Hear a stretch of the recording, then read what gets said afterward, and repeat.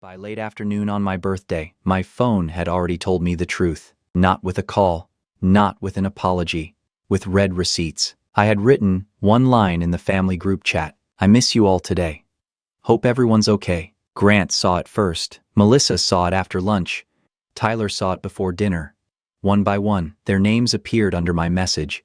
And one by one, they left me sitting in that kitchen like I had asked for something shameful. Then Grant finally answered from Aruba. We're in Aruba. Don't make this weird, Dad. Weird. That was what my loneliness was worth to him. I looked at Elaine's empty chair. Then at the family emergency account they all treated like a spare key to my life. That was the last birthday I spent waiting. If this kind of family story pulls you in, subscribing helps the channel keep going. A like helps more people find it, too. You can share the city you're watching from in the comments. Now we go back to the quiet before I understood what that silence had really cost me. My name is Robert Whitaker. Though most people who still knock on my door call me Rob, I was 66 that year, living alone in the Ohio house Elaine and I had kept for 39 years. That house had raised 3 children. It had held birthday cakes, slammed bedroom doors, late mortgage worries, Christmas mornings, and every argument Elaine and I survived without letting the kids hear too much. I built the garage shelves myself. She chose the yellow kitchen curtains. We were not rich people. We were steady people. We paid things off. We fixed what broke. We made do. After Elaine died, the house did not become empty all at once. It emptied by habit. Her mug stayed in the cabinet. Her picture stayed in the living room. Her chair stayed across from mine at the kitchen table. But no one asked how breakfast tasted when there was nobody sitting opposite me. No one asked if I still reached for her voice, before remembering it was gone. So, I kept moving. I made coffee before sunrise. I checked the garden. I swept the porch. I worked at the bench in the garage, sanding wood until my hands had a reason to be useful. Some days I volunteered at the food bank. Later, I joined a woodworking class at the community center. I told people I liked staying busy. That was true enough.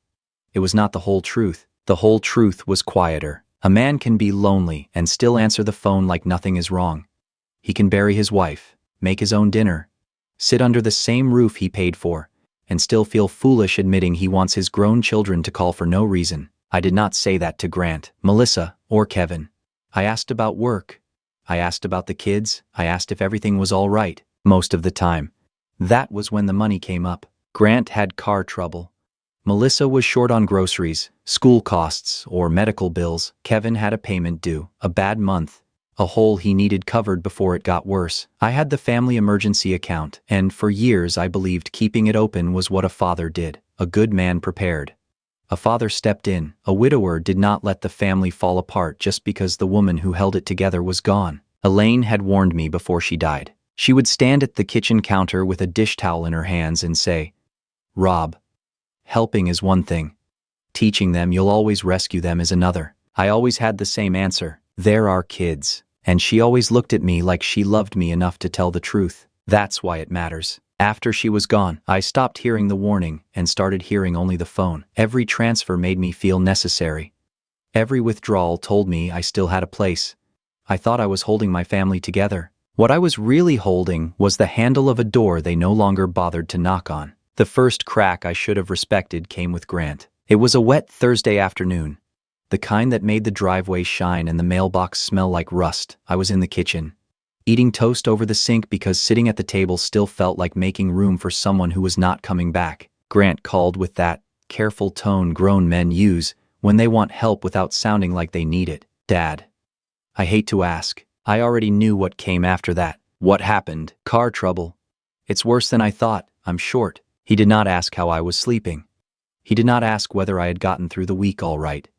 He eased past the small talk like it was a toll booth, then gave me the number, $1,900. I sent it before the toast went cold. A father hears trouble in his son's voice and moves. That was how I justified it. A few days later, Mrs. Keller stopped me near the mailbox.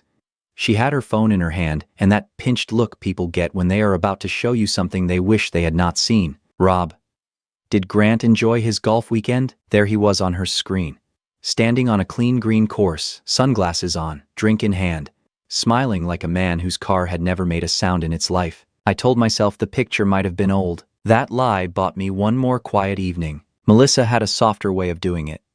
She never came at me hard. She came tired. Her voice would drop just enough to make me hear the children before she mentioned them. "Dad, I'm short until Friday," she said once. "Groceries, school things, and one medical bill I didn't expect." I was in the garage, sanding a piece of oak at the workbench. The dust stuck to my fingers. The radio played low. Some old country song Elaine would have complained about before humming along anyway. How much? $3.50 would get us through. I sent it and even labeled the transfer groceries. Like writing the word made it honest. Later that month, Mrs. Keller showed me another picture over the fence. Melissa under bright restaurant lights. A white plate in front of her. A dessert with a sparkler stuck in it, that smile people wear when they are not worried about tomorrow morning. Mrs. Keller lowered the phone. "I thought maybe you knew." I nodded. I did not know. That night I heated soup and ate standing at the counter. I kept seeing the sparkler. It was such a small thing. That was why it bothered me. A lie does not always come wearing a mask. Sometimes it comes with a birthday candle on a dessert someone else paid for. Kevin was different. Kevin sounded like a man always one step from the ditch. His calls came late. Sometimes there was traffic in the background. Sometimes a television. Sometimes that rough thickness in his voice that told me he had been drinking. "Dad, I just need this covered," he said one night. "Payments due. I'll make it right." I wanted to believe him because he was my youngest. In my head, he was still the boy asleep on the living room carpet with a toy truck in his hand, so I covered it. Then rent. Then another bad month. Then another thing that could not wait. Each time, I told myself this one would get him steady. Each time. He came back leaning harder. Elaine had seen the shape of it long before I did. Years before she got sick, she stood in that kitchen with a dish towel over one shoulder, while I defended another transfer. "They're getting used to you being the answer," she said. "There are children." She did not raise her voice. Elaine rarely needed to. "That's why they need to learn you're not a machine." I laughed then. Not because it was funny, because if I did not laugh, I would have had to look at what she was saying. After she died, I used that account like a substitute for being called. Grant needed help, and I felt like his father again. Melissa needed money, and I felt like the family still had a place for me. Kevin collapsed, and I became useful before I had to become lonely. The visits got shorter. Christmas became 2 hours, coats left on, phones on the table. Everyone half turned toward the door. Birthdays became a maybe. Calls became transactions wrapped in a few polite sentences. But they still remembered the account, and I kept pretending that meant they remembered me. By the time Grant texted from Aruba, the truth had already been in the house for years. I had just been too proud, too lonely, and too much of a father to name it. The morning of my birthday began at 6:45, with the refrigerator humming loud enough to sound like company. I made coffee, no sugar, a little cream, and stood in the kitchen while it brewed. Elaine's yellow curtains were still pulled halfway open from the night before. Her chair sat across from mine, empty in that permanent way objects become after someone dies. I told myself not to look at my phone too early. That lasted until the coffee finished. No calls, no texts, no little red number waiting to make me feel foolish for hoping. I set the phone face down and ate toast I did not want. Grown children had jobs, spouses, kids, flights, bills, lives that did not orbit their father. I told myself that because it sounded reasonable. Reasonable is what a man reaches for when the truth is standing too close. By noon, I had run out of excuses. I opened the family group chat. My thumb hovered over the keyboard. There were my children, their spouses, and the grandkids old enough to carry their lives in their pockets. A dozen names. A whole family compressed into one screen. I typed, deleted it, typed again, then settled on the smallest thing I could say without begging. "I miss you all today. Hope everyone's okay." I stared at it before I sent it. It did not say happy birthday. It did not say I am alone. It did not say your mother would be ashamed. It was not a demand. It was not even a complaint. It was a father knocking once. Grant saw it first. His name appeared under the message. Neat and final. Nothing. Melissa saw it after lunch. Nothing. By the middle of the afternoon, Tyler had seen it too. He was young, busy, probably at school or work, but his name joining the silence made the whole thing feel witnessed, not missed. Witnessed. I went outside because the kitchen had become too small for a man trying not to feel foolish. The air smelled like wet soil. I tied up the tomato plants and pressed the stakes deeper into the ground. Elaine used to say I treated those plants better than most men treated boats. My phone stayed in my pocket. I checked it anyway. Nothing. Every small buzz from some other notification made my chest lift before I could stop it. Every time, it was not them. I felt smaller in my own yard. Late afternoon came in dull and gray. The storm they had predicted had not arrived yet, but the sky looked ready. Then my phone buzzed. Grant. For 1 second, I let myself believe he had remembered. I wiped my hand on my jeans, opened the message, and read what my oldest son had decided I deserved. We're in Aruba. Don't make this weird, Dad. I read it once, then again. The word was not angry. That almost made it worse. It was casual, easy, like brushing lint off his sleeve. Weird. A father missing his children on his birthday was weird. Reaching out to the people he had raised, fed, covered, defended, and rescued was weird. Sitting alone in the house their mother had made warm for nearly 4 decades and hoping one of them would answer was weird. I stood beside the tomatoes with dirt under my nails and felt something in me go still, not break. Still, that was new. I did not answer him. I did not ask about Aruba. I did not ask how a man who had needed $1,900 for car trouble had made it to an island resort without mentioning the trip. I walked back inside, washed the dirt from my hands, and dried them on a towel. The kitchen light had come on by itself in the dim room. Elaine's chair waited across from mine. I put the phone on the table and opened the banking app. The family emergency account ending in 3186 appeared under my thumb. Balance: $52,800. There it was. The part of me they never forgot. A safety net, that was what Elaine and I had called it. Money for real trouble. A furnace going out in winter. A child stranded somewhere. A bill that could not wait without hurting someone. We had built it out of overtime, skipped dinners, postponed trips, and small denials that make up a working man's savings. Now Grant was in Aruba. Melissa had needed groceries while smiling under restaurant lights. Kevin always seemed one payment from disaster, but never one decision closer to standing up. The screen did not accuse anybody.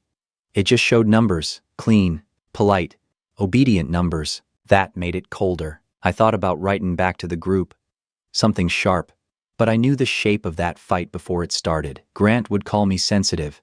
Melissa would put the grandchildren in front of her like a shield. Kevin would become the emergency again. By the end, I would be the old man explaining why he had the right to be hurt. I was done explaining. I stood, walked to Elaine's old writing desk, and opened the lower drawer. The financial folder was where she would have left it, squared against the side, labeled in her hand. I carried it to the kitchen table and set it beside my phone. Outside, thunder moved beyond the houses. Inside, I opened the folder. That was when my birthday stopped being lonely and became evidence. I opened Elaine's financial folder with the same care I used to give her good china. The first page was January. Deposit, withdrawal. My retirement check came in. Social Security came in. Then the hands reached out. Grant, Melissa, Kevin. I turned the page. The paper made a dry sound against the kitchen table. Rain tapped the window. By the third statement, I stopped reading like a father and started reading like a man who had been fooled. Grant had not needed help once. He had built a habit. 900 here, 1900 there. A smaller transfer tucked between them, dressed up as something urgent enough that I must have moved fast and forgotten to ask twice. I wrote the numbers on the back of an envelope. My handwriting looked steadier than I felt. Melissa's withdrawals came with cleaner reasons. Groceries, school, medicine, things no decent grandfather wants to question. That was why they worked. She knew exactly where to press. If she said the children needed something, I opened the account before guilt could finish its sentence. Then, I saw the $350 transfer. I had labeled it myself. Groceries. The word sat there in my own writing. Simple and obedient. I remembered Mrs. Keller holding her phone over the fence, embarrassed for both of us. Melissa under restaurant lights. A white plate, a dessert with a sparkler. Her smile had not looked like relief. It had looked like permission. Permission, she assumed. I set that page aside and pulled Grant's statement closer. $1,900 for car trouble. That was what he had told me. I could still hear the tight little sigh he used before saying the amount. Like the number had hurt him first. 2 days later, Mrs. Keller had shown me the golf picture. Grant on a clean green course, sunglasses on, drink in hand, grinning like a man who knew his father would never match the dates. I had matched them now. That was the first time my anger got quiet enough to be useful. Kevin's page was worse in a different way. His withdrawals were scattered, uneven, messy, a payment, a bad month, rent, another payment. Each one had come with his voice rough around the edges, sometimes tired, sometimes thick from drinking. I had always moved quickly with Kevin because he sounded closest to falling. Looking at the papers, I saw what I had really done. I had not kept him from falling. I had taught him where to land. I leaned back in the chair and listened to the rain. The kitchen light buzzed faintly overhead. Elaine's chair was across from me, empty but not useless. For once, I could almost hear what she would have said without softening it. Rob. They are not learning. I added the total twice to make sure I was not punishing them with bad math. $31,600 in 12 months. 12 months. That was not family helping family. That was a system. Their panic became my bill. Their choices became my duty. Their silence became acceptable because the account kept speaking for me. I spread the statements across the table in 3 rows. Grant, Melissa, Kevin, urgency, guilt, collapse. 3 different roads to the same drawer in my house. The ugliest part was not that they had used me. It was that I had let being used feel like being needed. After Elaine died, every call had sounded like proof that I still mattered. Every transfer had told me I was still the father, still the man who could fix things. But nobody had come to me when I was the one leaking. Nobody had asked what dinner tasted like alone. Nobody had asked whether I still went to bed on Elaine's side by accident. Nobody had asked if the house felt too big for one man. They had not forgotten the account. They had forgotten the man funding it. I stacked the papers, squared the edges, then spread them out again. I wanted to see it one more time before I acted. A man should know exactly what he is ending. Then I picked up the phone. I did not open the group chat. There was nothing there but silence and a sun in Aruba calling my loneliness weird. I called the bank. Connie answered. Mr. Whitaker, how can I help you today? I looked at the top statement. I need to change access on the family emergency account ending in 3186. Of course. What kind of change are we making? My hand rested flat on the folder. I want every secondary account holder removed. Single owner access only. There was a pause. Not long. Long enough. All secondary users. Sir, all of them. I can help with that. I'll need to verify some information. Once it's processed, it should be effective by close of business today. Close of business. That phrase landed clean. She asked what she needed to ask. Address. Last 4 of my social security. Recent transaction. I answered each question without telling her why. I did not mention my birthday. I did not mention Aruba. I did not mention the word weird. I had spent enough years explaining myself to people who benefited when I folded. When Connie finished, she said, You're all set, Mr. Whitaker. I thanked her and ended the call. For a minute, nothing happened. The rain kept falling. The refrigerator kept humming. Elaine's picture watched from the living room. Then my phone buzzed. Grant. I let it ring until it stopped. 15 minutes later, Melissa. Then Kevin. I turned the phone off and set it on top of the statements. That night, I made eggs and toast and ate at the kitchen table. Not a celebration. Not revenge the way people imagine it. Just a man taking his hand off the door. The house was quiet. For the first time in years, the quiet did not feel like I had been abandoned. It felt like I had changed the locks. The next morning, I turned my phone back on and watched the screen fill like a warning light. 41 missed calls, 46 text messages, 18 voicemails. For a second, I just stood at the kitchen counter with my coffee cooling in my hand. They had not found 30 seconds for me on my birthday. But once the account stopped opening, they found me all night. The first voicemail was Grant. Dad. What the hell is going on? My card got declined at dinner. Call me back. There was restaurant noise behind him.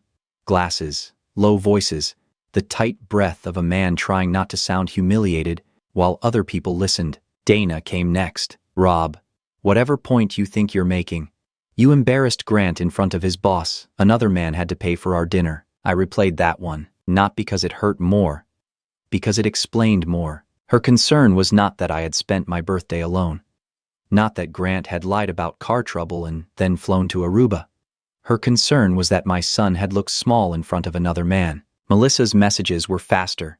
The ATM would not work. The kids needed school clothes. She hoped I was satisfied. Kevin sounded half panicked, half angry, saying a payment was due and I had put him in a corner. They all used different words, but every message meant the same thing. Put it back. I waited until Grant called again. What did you do? He said. I changed access to my account. You can't just do that. That is exactly what I did. Dana's voice cut in from somewhere behind him. Rob, we're still in Aruba. This is serious. It became serious when the card declined. Don't twist it, Grant snapped. My boss was sitting right there. Then he learned something useful. Silence. What's that supposed to mean? That a grown man should know whose money he's spending before he reaches for the check. Grant breathed hard through his nose. I could almost see him looking around, trying to find the old version of me. The one who apologized first. The one who worried about keeping everyone calm. That man was not on the phone. I'm coming over when we get back, he said. Drive safe. I hung up. 3 days later, his car came into my driveway too fast. I watched from the kitchen window as he slammed the door and crossed the porch. He knocked once, then opened the door like he still had the right to enter any room I paid for. Dana was on his phone, speaker. I saw her name before he laid it on the table. So, he had brought an audience. Good. The statements were already spread across the kitchen table. Account ending in 3186.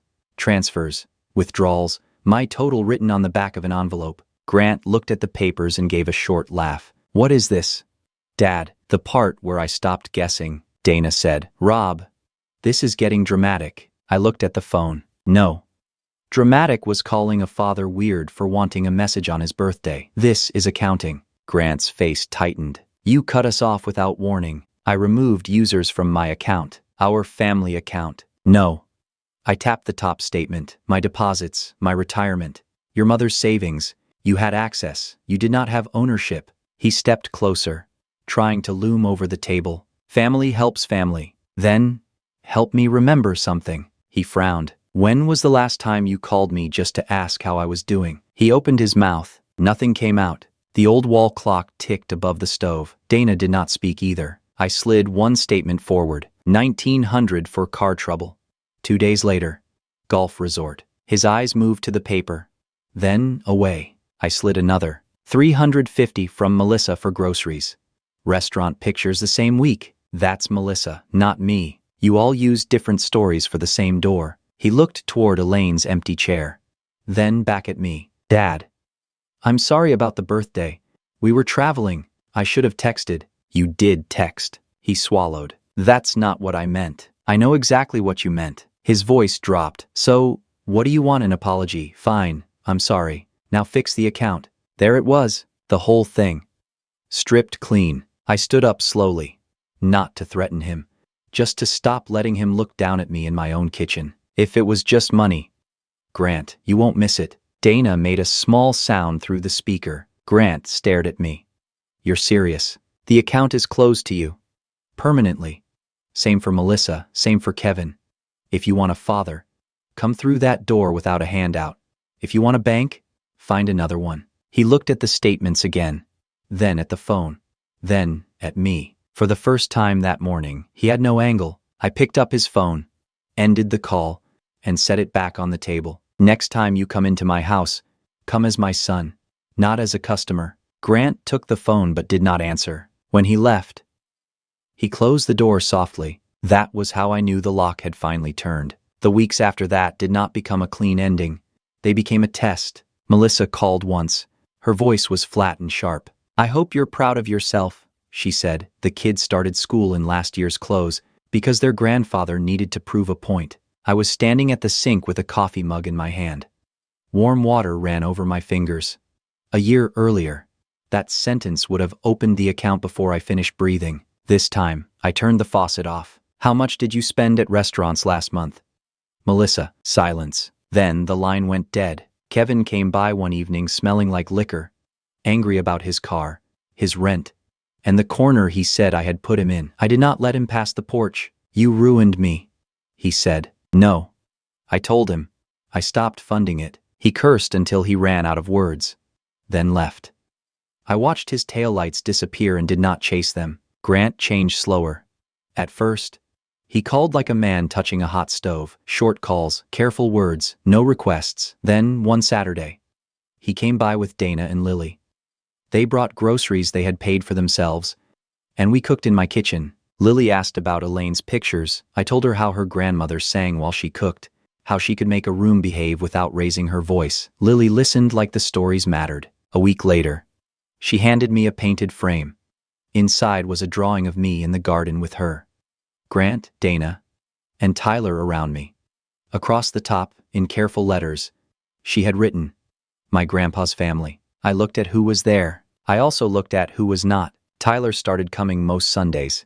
He helped with the tomatoes and talked about engineering classes, his grocery store job, and the shame he felt watching his mother use me. He never asked for $1. 6 months after I closed the account, Kevin called from an AA program. "I owe you an apology, Dad," he said.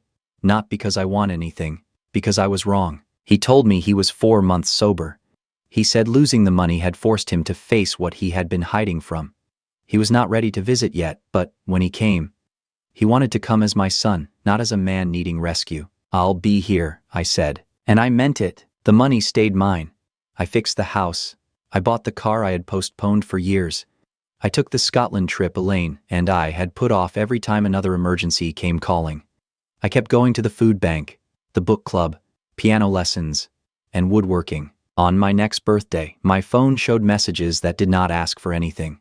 Grant wished me happy birthday. Tyler said he would see me Sunday. Frank from woodworking told me not to skip class. That afternoon, I went into the garage and worked on the rocking chair I was making for Lily. The wood smelled clean under the sandpaper. My phone sat quiet on the bench. The family emergency account still existed, but it had one name on it now, mine. Before bed, I opened the small wooden box that held Elaine's wedding ring. I held it under the lamp, then looked toward her picture. "You were right," I said. Then I closed the box, turned off the light, and slept in my own house like a man who had finally taken it back.